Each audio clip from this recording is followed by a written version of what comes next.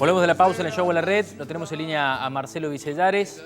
Marcelo es abogado y es que nos da claridad permanentemente sobre todos los derechos laborales, en este caso de los futbolistas y de los clubes. Marcelo, ¿cómo estás? Buen mediodía. ¿Qué tal? Buen día para todos ustedes. ¿Cómo andan? Bien, bien. Atentamente siguiéndote siempre en las redes sociales, en Twitter, en Instagram. Qué manera de trabajar, Marcelo, ¿no? En toda esta época, porque se ha abierto una infinidad de distintas situaciones que pueden llegar a sucederse en el fútbol. Claro, antes te consultábamos solo por los derechos de formación y de cosas, y ahora todos los días es una película distinta. Claro, bueno, lo que pasa es que es tal cual como ustedes lo dicen, ¿no? Y, a ver, estamos en presencia de un hecho inédito en la historia, ¿no? Entonces, este hecho inédito, extraordinario, que lo consideran lógicamente, que es considerado una fuerza mayor, una causa de fuerza mayor, repercute en todo lo que tiene relación con el ámbito jurídico, ¿no? Los contratos deportivos, el calendario deportivo, absolutamente los derechos laborales de los jugadores, los derechos de los clubes. Así que bueno, sí, efectivamente, el tema trae repercusiones por distintos lados, ¿no? Vos por parte, Beraldi sí. recién decía, no sabemos si nos pueden hacer contratos por 6 meses. ¿Existen contratos por 6 meses en los jugadores de fútbol? Digo, todos los que quedan libres el 30 de junio, ¿poder arreglar solamente un contrato de 6 meses? No existe contrato por 6 meses porque el convenio colectivo de trabajo, el 557/09, que es el actualmente vigente, digamos, prevé un mínimo de contrato de 1 año y un máximo de 5 años. Lo que sí se puede hacer, que es lo que algunas instituciones están acordando con sus jugadores, es hacer contratos por 1 año y medio, o sea, por estos 6 meses y ya por la temporada 2021, ¿no? Completa. Es lo que pasó con Belgrano, le contamos a la gente, en el último periodo en Primera División, caso caso Cuero, caso Mendoza y caso todos esos jugadores que llegaron, tuvieron 6 meses y perdieron. Claro, porque ellos llegaron a mitad de año. Claro. Llegaron no con el libro de pases más importante, sino el libro de pases más restringido, entonces le hacían firmar, y firmaron, se pusieron de acuerdo en firmar con el club por 1 año y medio. Totalmente. Marcelo, ¿sería un problema volver a entrenar antes del 30 de junio en esto de los contratos? Y, a ver, como problema en sí no es un problema. A ver, los contratos... A ver, el tema de volver a trabajar o no volver a trabajar en sí no sería un problema para los jugadores. Quizás las instituciones lo puedan... A ver, el adelantamiento, presunto adelantamiento, digo presunto porque no hay nada firme ni nada confirmado y esto va a depender en definitiva de las autoridades sanitarias, hay que ser muy claro, más allá de las expresiones de anhelo de muchos, que queremos que esto retorne lo más antes posible. En definitiva, acá lo que está en juego es un contrato de trabajo cuya fecha de finalización es el 30 de junio y que los clubes de alguna u otra forma, se vuelva antes o no se vuelva antes, tienen que acordar con los jugadores para cumplirlo hasta el 30 de junio. Siempre en todos los casos es una postergación de los pagos, no es una reducción del salario, ¿sería así? Bueno, a ver, lo que están utilizando los clubes hasta el 30 de junio, normalmente, atento de que la temporada ha finalizado, es tratar de acordar una reducción de salarios con el objetivo de que el jugador, lógicamente, tenga un ingreso personal y un sustento familiar, y porque además no nos olvidemos que hoy por hoy está vigente un decreto de necesidad y urgencia, el 329/2020, que prohíbe las suspensiones y los despidos sin justa causa o por causales de fuerza mayor, que es la que estamos viviendo.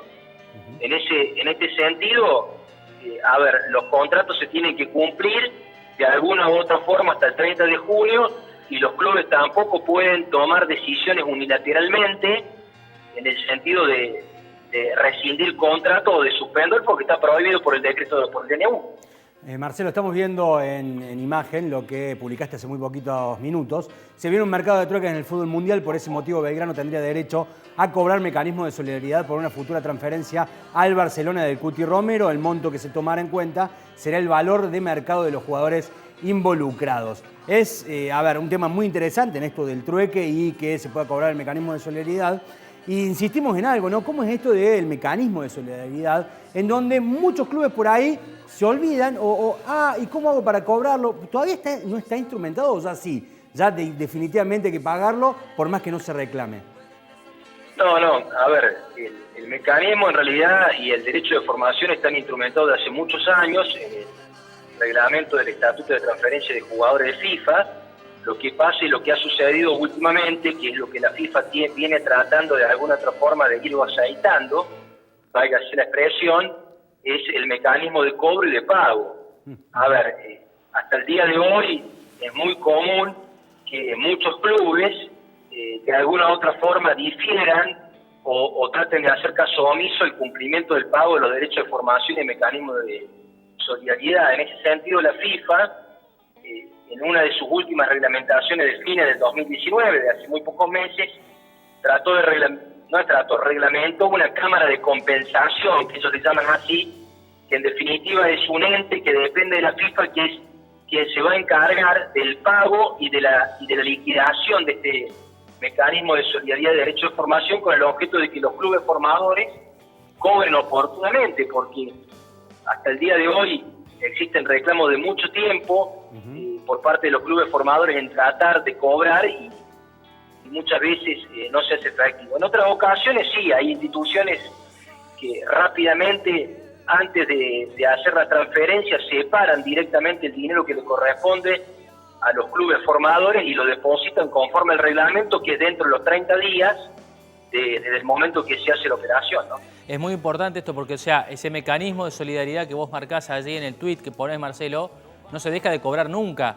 Digo esto porque algunos alguna vez contaban en el mundo River la cantidad de plata que entró por las transferencias de Higuaín, que saltaba de club a club todas las temporadas.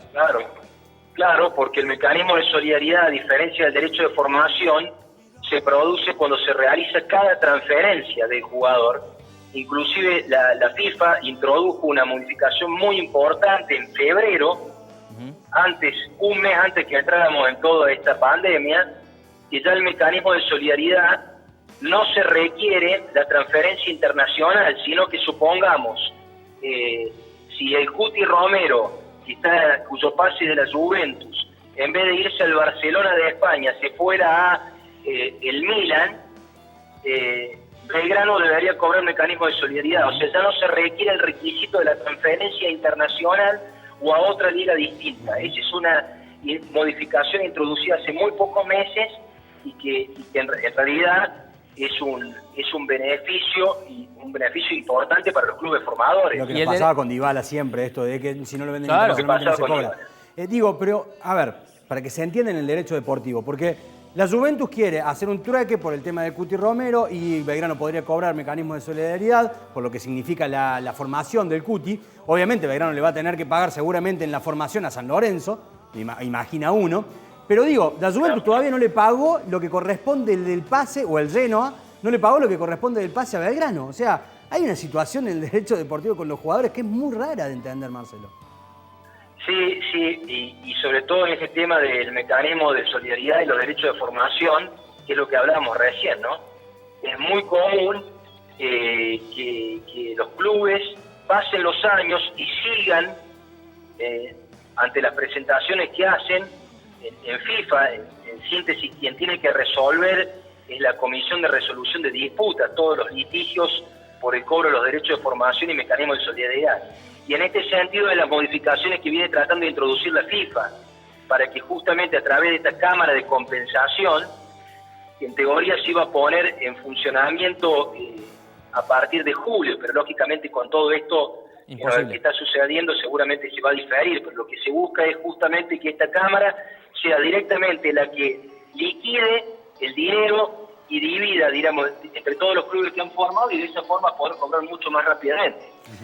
La diferencia, que es algo que siempre cuesta entender, ¿no? La diferencia entre el mecanismo de solidaridad y el derecho de formación, porque son dos cosas completamente diferentes. ¿Estamos bien hasta ahí? Sí.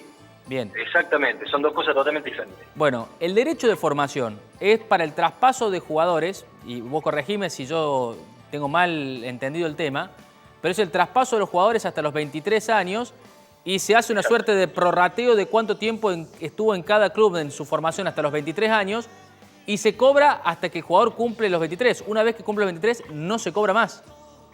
Así es correcta la apreciación y solamente una aclaración, lo tenés muy claro, Ricardo, es que el derecho de formación se cobra en dos instancias, dos condiciones. La primera condición es que el jugador deje de ser amateur y pase a ser profesional. Bien. O sea, el jugador que sale, primero tiene que haber una transferencia internacional, por supuesto, ¿no? El jugador se tiene que ir de amateur y firmar un contrato profesional en el extranjero. Ese es el primer requisito. Y después, el otro requisito que se puede dar es que de ese club donde firmó como profesional se produzca una transferencia siguiente, y en ese caso el club que le firmó el contrato profesional vuelve a cobrar derecho de formación, ya no los que lo formaron previamente. O sea, no sé si me explico. O sea, en la primera transferencia cobran todos a prorrata. Bien. En la segunda transferencia solamente cobra el club que lo adquirió en esa primera transferencia internacional.